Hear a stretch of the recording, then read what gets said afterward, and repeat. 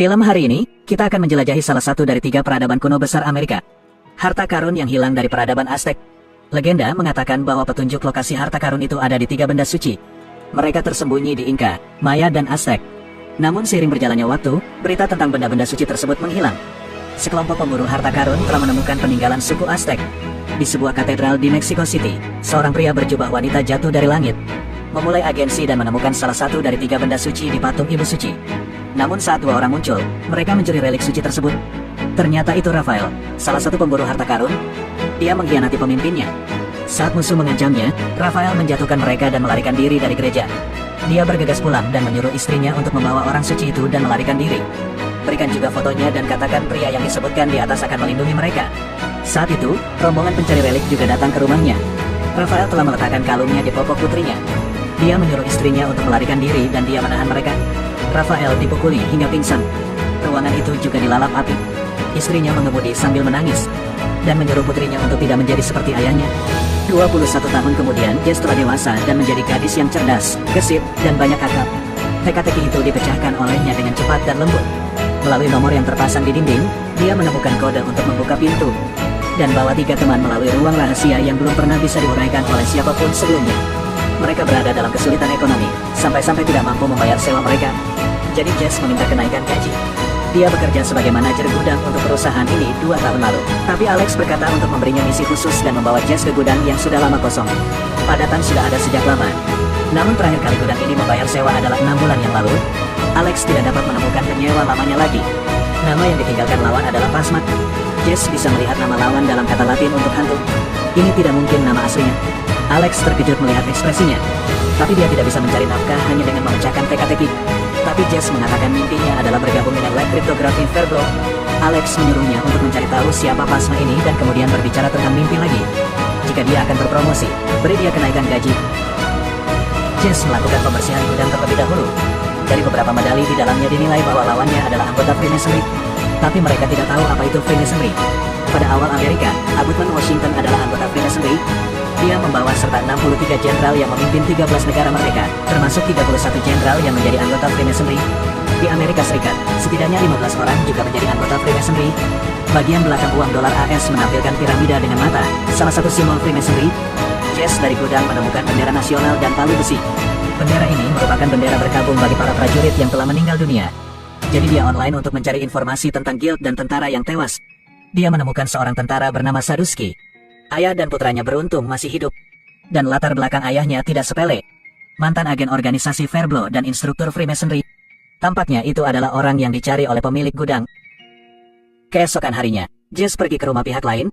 Seorang pelayan berkata bahwa tidak ada yang datang mencari Tuan Sadusky. Apalagi lelaki tua itu mengalami kesulitan dalam persepsi. Dia sering paranoid dan skeptis terhadap segalanya. Asumsikan bahwa setiap orang adalah musuh. Jess menyerahkan bendera berkabung kepada Sadusky, yang mengatakan bahwa sewa gudang telah jatuh tempo. Namun saat hendak pergi, Sadusky memanggilnya kembali. Tanyakan padanya bagaimana dia menemukannya. Jess bilang dia suka memecahkan teka-teki, bermimpi bergabung dengan lab kriptografi Verblo. Tetapi karena dia tidak memiliki kewarganegaraan Amerika, Sadusky pun mengetahui kondisi ini. Sekarang Sadusky melihat kalung Jess dan menanyakan asalnya. Jess berkata ayahnya memberikannya ketika dia masih kecil. Dalam ingatan ibunya, ayahnya adalah seorang pencuri. Katakan padanya untuk menyimpan kalung itu dan tidak menjadi penjahat. Sadusky bilang dia kenal ayahnya. Rafael bukan seperti yang dikatakan ibu Jess. Dia bertanya seberapa besar pemahamannya tentang harta karun itu. Tapi Jess pura-pura tidak tahu apa-apa. Sadusky mengatakan kalung ini bukanlah kalung biasa. Itu adalah kalung penjaga rahasia harta karun berabad-abad yang lalu. Kemudian dia menyebutkan kerajaan Aztec kuno dan peradaban Inca yang terkenal. Maya hanyalah cabangnya. Jika Rafael adalah penjaga harta karun, maka Jess yang mendapatkan kalungnya juga akan menjadi penjaga harta karun tersebut. Sadusky mengeluarkan surat yang mengatakan dia ingin membatalkan. Karena jika jatuh ke tangan yang salah, konsekuensinya tidak terhitung. Tapi di atasnya tertulis Slade, cucu Sadusky. Tapi Sadusky tetap membawa surat itu ke Jess. Katanya ada petunjuk penting tentang harta karun di dalamnya. Pelayan itu masuk, dan Sadusky menyuruh Jess untuk tidak mempercayai siapapun. Jess kemudian meninggalkan rumah Sadusky. Tapi dia tidak tahu bahwa bayangan dirinya memasuki rumah pas Sadusky telah dipindahkan ke jet pribadi. Ini telah menarik minat Billy, wanita misterius itu. Dia menyelidiki Jess. Keesokan harinya Jess pergi bekerja. Ketika dia memberitahu Alex tentang penyewa gudang, Alex mengatakan dia tahu Sadusky meninggal tadi malam di rumah. Tapi 2 detektif Verblo keluar dan ingin berbicara dengan Jess. Saat mendapat kabar di hari Jess pertama kali bertemu Saduski, mereka terkejut. Selanjutnya, karena kecurigaan bahwa Saduski memegang rahasia ilegal negara, organisasi Forblow selalu mengawasinya. Mereka mengetahui bahwa Jess ingin bergabung dengan organisasi Forblow. Mereka mengatakan kepadanya bahwa hanya menceritakan semua yang dia tahu akan membantunya. Tapi Jess bilang dia tidak tahu. Tidak lama kemudian mereka melaporkan apa yang terjadi pada Billy. Billy mengira Jess dapat menemukan Saduski melalui nama di gudang, yang tidak normal. Seperti yang diharapkan, dia sudah menduga bahwa keduanya bukanlah detektif Forblow. Jadi jangan beritahu mereka tentang surat itu. Jess menemukan Leigh, cucu Saduski. Dia ingin mengembalikannya kepada pemiliknya. Tapi pihak lain tidak mau berurusan dengan Saduski, jadi dia menyuruh Jess untuk membakar surat itu. Saat Jess membuang foto di surat dan palu ke tempat sampah, dia menemukan hubungan antara keduanya. Dia pergi ke aula Masonic di foto untuk membuktikan pendapatnya. Tapi mereka menemukan pelacakan 2 detektif palsu dari organisasi Forblow. Jess menggunakan pintu belakang dapur restoran untuk menghindari pengawasan. Jangkau aula Masonic di foto. Berdasarkan posisi berdiri ketiga orang di foto, serta sudut mengangkat palu, menyimpulkan apa yang tersembunyi di altar aula. Dia menyentuh bintang-bintang di permukaan altar. Tangan memegang palu. Masukkan ke salah satu slot bintang khusus. Dari kaca palu, ketahuilah di mana barang-barang itu disembunyikan. Jess menemukan benda persegi dari salah satu pilar. Itu adalah salah satu dari 3 benda suci. Pola pada relik itu mirip dengan kalung yang ditinggalkan ayahnya untuknya. Apa yang dikatakan salah satu pilar masih jelas dalam ingatannya. Mungkinkah ayah benar-benar penjaga harta karun? Tetapi ketika dia sampai di rumah, dia menerima telepon dari Billy. Lawannya mengatakan bahwa dia sudah lama mencari peninggalan obsidian. Petunjuk yang ditinggalkan Saduski akan membantu Jess menemukannya. Billy memintanya untuk menawarkan harga. Jess mengatakan ini adalah produk yang tidak dapat dijual. Billy tidak menyebutkannya lagi. Teman baiknya Oren ada di tangannya. Saya ingin tahu apakah hidupnya dapat ditukar dengan relik suci itu. Film Amerika terbaru 2022 tentang perburuan harta karun keluar hari ini. Lanjutan episode sebelumnya. Oren sengaja mendengar percakapan Billy dan Jess, merasa salah dan bersiap untuk pergi. Tapi tertangkap oleh musuh.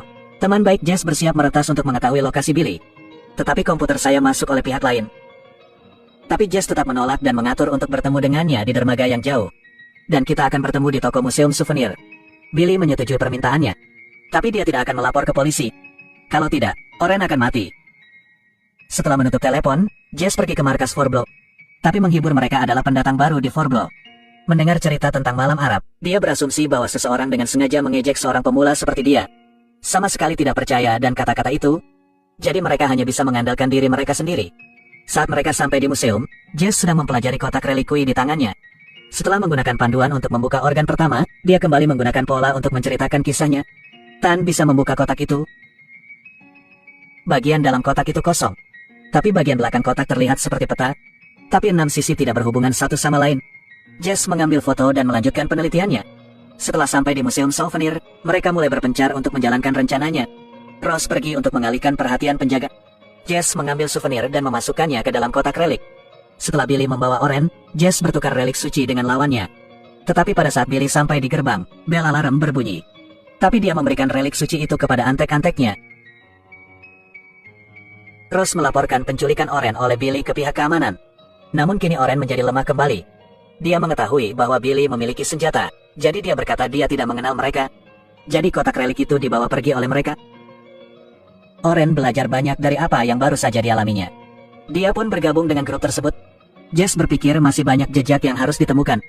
Dia pergi ke kamar tempat Saduski meninggal. Deteksi port yang tidak terkunci. Jadi pergilah ke perpustakaan Saduski.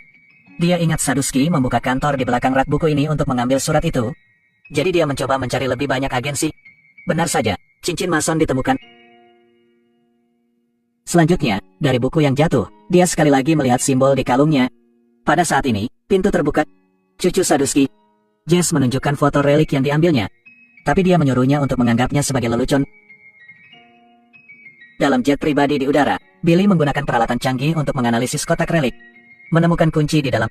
Diketahui organ kotak ini pernah dibuka oleh Jess sebelumnya. Saduski licik dalam memilih pihak lain.